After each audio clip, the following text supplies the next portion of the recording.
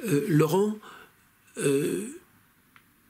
chose assez rare, tu as une vraie culture scientifique. Et c'est vrai que moi, je ne connais pas beaucoup dans les milieux artistiques, dans les milieux littéraires, etc. Je ne connais pas beaucoup de gens qui ont une telle culture scientifique. Est-ce que tu pourrais nous dire ce que cette culture scientifique t'apporte dans ta réflexion, dans ton écriture, dans ta vision du monde?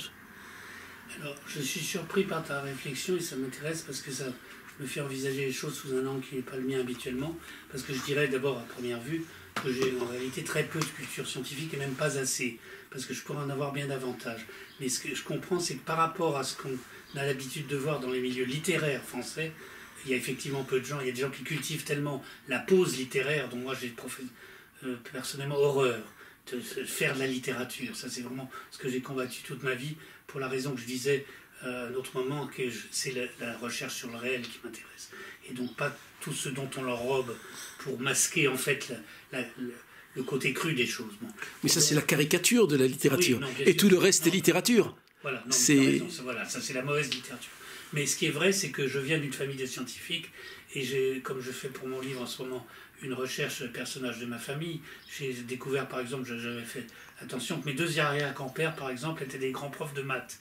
Donc c'était une famille de matheux, en réalité, du côté maternel, et du côté de mon père était un universitaire angliciste, mon grand-père était un prof d'anglais de lycée, mais malgré tout, c'était l'université. J'ai mis très longtemps à comprendre que l'université, même littéraire en France, est en réalité à prétention scientifique. D'ailleurs, ils ne s'en cachent pas. C'est pas du tout des artistes, c'est pas du tout des écrivains.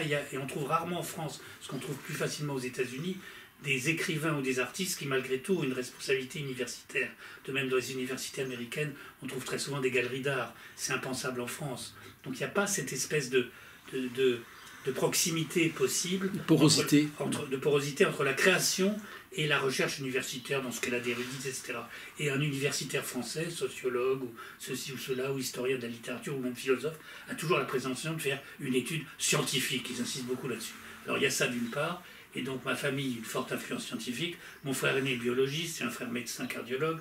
Donc il y a eu une empreinte, certainement, évidemment, de la science. Mais moi, j'ai fait le cursus normal français des études littéraires. J'ai fait, à l'époque, ça s'appelait A, ou A'.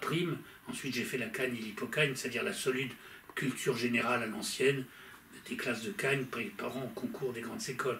Donc j'ai une formation littéraire. Mais c'est vrai que je n'ai pas cultivé la pose littéraire, cette espèce de monde clos, très parisien souvent d'ailleurs, de la posture de l'écrivain. En revanche, j'ai une solide culture, comme tout bon élève, des classiques. Et c'est normal, et ça je ne le regrette vraiment pas. Et si j'avais à parler de mes modèles, c'est vrai que je parlerais plus facilement des philosophes du XVIIIe que j'ai beaucoup enseigné en lycée, et j'aimais beaucoup le faire. Je me sentais très proche, moi, du siècle des Lumières. J'ai évidemment une passion pour Marcel Proust, par exemple. Il y a certains auteurs qui m'ont beaucoup, beaucoup marqué, mais je n'ai pas une grande culture scientifique. Et ça vient d'une autre chose aussi, c'est que les scientifiques actuels sont devenus très souvent des gens très jaloux de leurs prérogatives et qui sont devenus très élitistes et très enfermés dans leur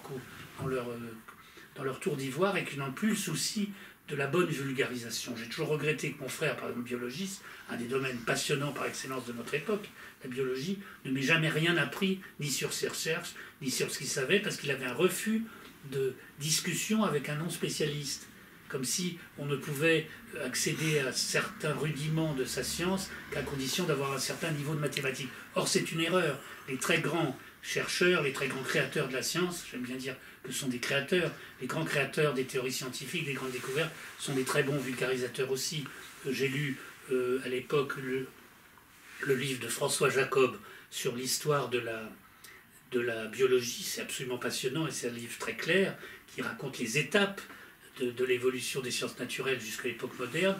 J'avais lu Le hasard et la nécessité de Jacques Monod, dont on avait beaucoup parlé. J'ai lu avec passion un livre de Werner Heisenberg sur la physique moderne, et ça c'est un livre qui m'a beaucoup appris. Entre autres, il y a dans les annexes de ce livre des textes passionnants, entre autres la préface du traité de philosophie naturelle de Newton, qui, contrairement à ce qu'on dit ou qu'on pense sommairement et faussement, n'était pas du tout un homme incroyant, au contraire, il a une modestie de grand croyant. Il explique dans une phrase très émouvante qu'il n'a rien inventé, que sa théorie de la gravitation, il se sent comme un enfant marchant paisiblement le long de la grève et se baissant de temps en temps pour ramasser un beau coquillage qu'il a trouvé amené par l'océan sur le sable et pour l'observer et l'étudier, qui ne prétend pas faire plus en tant que scientifique que comprendre le langage de la nature, ce qu'il appelle les principes mathématiques de la philosophie naturelle, et donc ce langage de la nature qui étant ni plus ni moins le langage de Dieu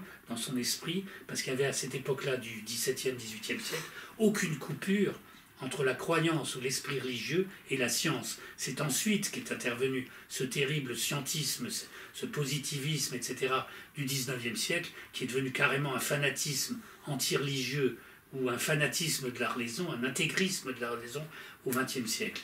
Et ça, c'est très regrettable. C'est ce qui a appauvri terriblement, à mon avis, la culture scientifique et surtout l'esprit des savants, qu'ils ont perdu le sens de l'émerveillement que des gens comme Newton avaient encore, et certainement quelqu'un comme Einstein, qui faisait du bateau et qui jouait du violon. Je suis persuadé qu'Einstein était un grand poète.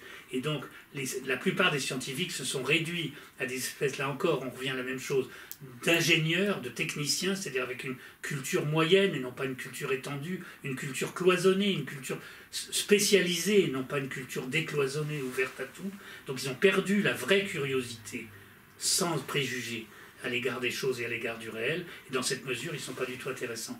Et je regrette de n'avoir pas plus de culture scientifique, parce que j'aurais aimé rencontrer des scientifiques d'aujourd'hui qui m'auraient émerveillé avec leurs découvertes, au lieu de me terroriser avec leur fanatisme de la raison.